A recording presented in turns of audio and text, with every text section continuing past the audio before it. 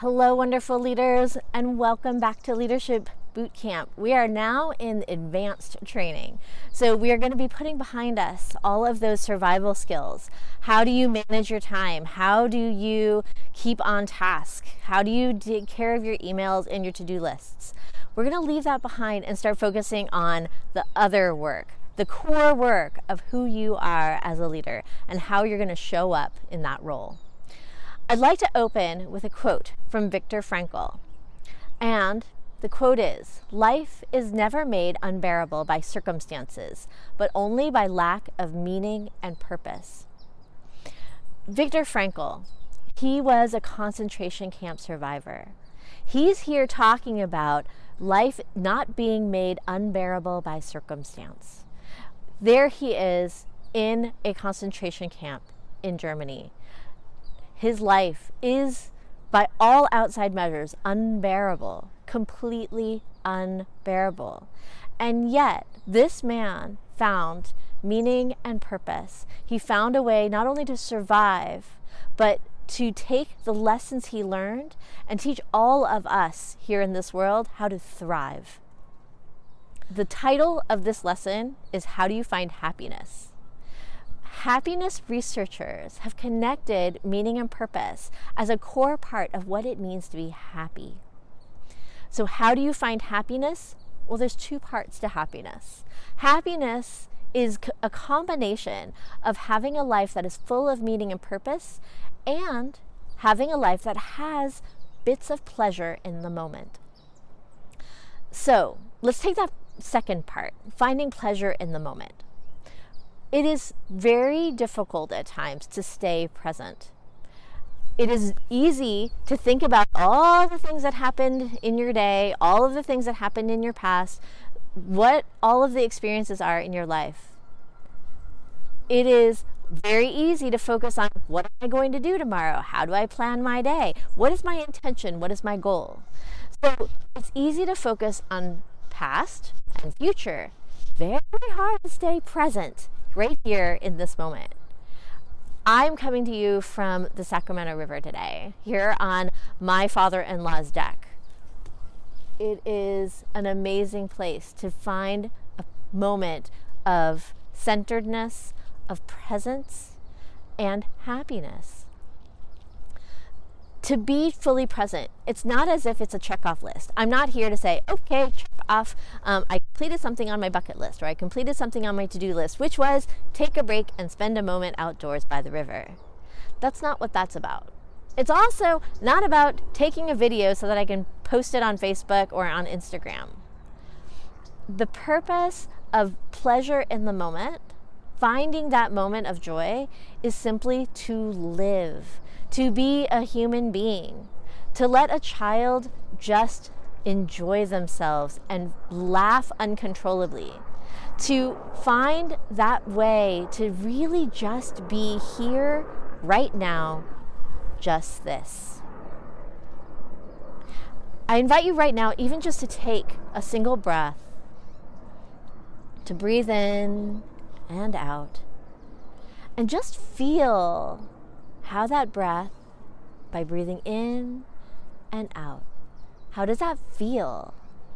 That there's pleasure in that.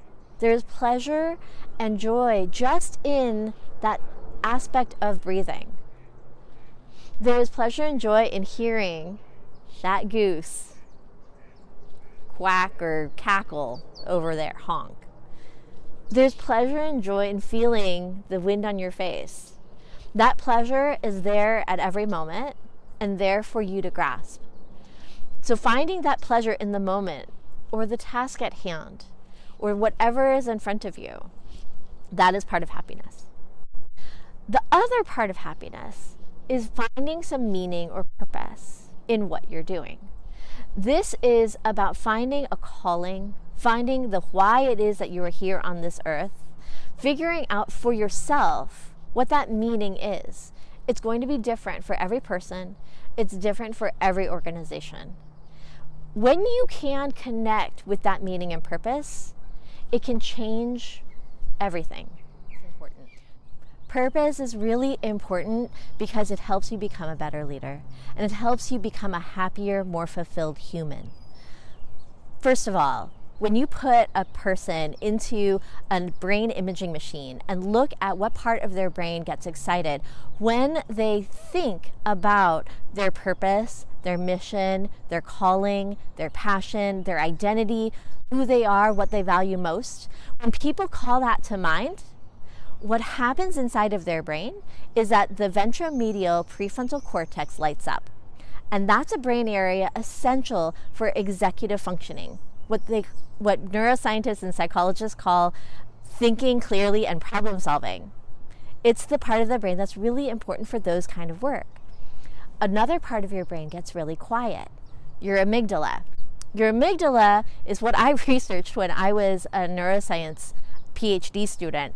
And that area is really important for detecting things that make you fearful in your environment. It's for triggering the most salient stressors and for letting your brain know, hey, I'm afraid. I'm stressed out. What's really cool is that thinking about your purpose quiets that area and allows you to have better problem solving and better decision making. When you do those things, the outcomes in terms of actual people's behavior is that you have hope, you have better coping skills, you're better able to connect with others and draw them in, which is huge, the connection for being able to get over a stressful event. We've talked about how connection is one of the most important things for getting over stressors. It allows you to connect with your purpose and move forward in a positive direction, to have a sense of positivity and know why you are doing what you're doing. Why are you taking that next step forward is connected with your purpose. The other thing is that if you can communicate that with other people, then you can bring your team forward. Organizations and teams work way better when they have a sense of purpose, when they all know that they're all rowing in the same direction, heading towards something that matters to them. So you as a leader, if you are clear on your purpose, you can lead your team better and you can lead your organization better. There's many different ways to find it. One way is what I call the triangulation method. It means taking several different things and looking for that intersection point. The three things to intersect are your skill stack, your passions, and other people's needs. That a true meaning, something that is meaningful and purposeful, will impact all three and have aspects of each one. Your skill stack, that is the things that you are good at and the things that you're excited to learn about. It's the skills that you bring to the world, the experiences, the strengths, the gifts that you have, and also the new ones that you want to build. Your skills stack is one area. Another area is just the things you love. These are the things that you were pre-programmed from the moment you were born to just be fascinated about. My son, he's fascinated with anything with gears, motors, things, pulling them apart, how do they work, Legos. He wants to be an engineer. It's part of his DNA. He is passionate about that. I have a passion for neuroscience. Here I am wearing my neuroscience dress. I've got neurons all over it. I love how the brain works. I love how your mind works. I am so passionate and excited and curious about that. And I have been ever since I even learned that there was a brain inside of one's head. What is yours? What is your passion? What is the thing that lights you up, that you are infinitely curious about, that has you falling in love with it, and that you've loved ever since you were a little kid? That's the place of your passions. The last part is your needs of others. So why is it that your meaning and purpose has to serve other people? Meaning and purpose, the reason for existing here on earth, if it is a purely selfish thing, it's not as meaningful, it's not as purposeful. Therefore, how can the things that you do with your skills and your passions serve others, serve the world, make the world a better place, contribute in some way that has an impact on the planet, on other people, on other living things, on the earth itself. That is a place where meaning and purpose rises up beyond just your skill stack and your passions. It turns it from a activity that you love into something that has a greater purpose, that has a calling, that is a reason for us to exist here on this earth. So, as I said, one way to find meaning and purpose is to do this triangulation between your skill stack, your passions, and others' needs. The other way to find your meaning and purpose is through turning points. And this method is based on the work of Simon Sinek. And what it is it's looking at the times in one's life where you made a turn, where one chapter closed and another one opened. At that turning point, at that place where you made a choice that mattered, did that choice bring you closer to something that was joyful, fulfilling, and happy? If so, that's a really good indicator of something that is a turning point that can lead you to understand your mission and purpose. There's a through thread, a common thread through all of those different turning points if you look at them closely. Let me give you an example from my own self. My meaning and purpose is encouraging other people's lights to shine brighter. I love to encourage people to grow. That's part of why I am fascinated by neuroscience, is because that's where the awesome stuff happens. That's where people grow. If I go back in time to the places where there were really big turning points for me, one huge turning point was back in high school when I was a peer counselor. I found this organization. I'd been dabbling in all sorts of different organizations at my high school. There was the drama club, and I spent some time doing the goth thing, hanging out with the theater geeks. I did some things that were very, very geeky, and I hung out with all of the A+ students and did the calculus classes and so forth. I was looking for what made me me and what organization should I hang out in. I found the peer counselors. They were the people who were the seniors who shepherded this little flock of 8th graders and into the high school and through their first year in the high school. And I joined that. I fell in absolute love with it. It was a chance for me to encourage other people's lights. I didn't have those words then, but I knew that that was something meaningful and impactful for me. Another big turning point was when 9/11 hit. My fiance and I, my now husband, we really explored what mattered to us. And careers, yeah, they were nice, but it was the people in our lives that really mattered. And so the year after 9/11, we both ended up, him finishing a postdoc and me finishing my graduate degree. And we traveled and spent a good, huge portion of the year reconnecting with the people that matter to us in our lives. And that experience of knowing that that was a turning point for me really helped me. And in fact, it was on that year that I made the decision not to continue in a graduate research neuroscience professorial path, and instead really focus my efforts on teaching others, on connecting with others and helping them grow. I became a middle school teacher. Much to the shock of my principal investigator who had shepherded me all through my thesis, I ended up teaching middle school science and math, turning down a huge research fellowship in Cambridge, England, because that was a place where I would find more meaning and purpose. That was another turning point for me. A final turning point was when I had a couple job offers and I chose to be the leader of a school. And that school's mission statement was encouraging the light within each student to shine brighter. And I'm sure that you can see the relationship. That school drew me. It called to me because its mission was my mission. And when I joined them and when I could live fully into my mission, it felt so good. So turning points is another way that you can proceed to find your meaning and purpose.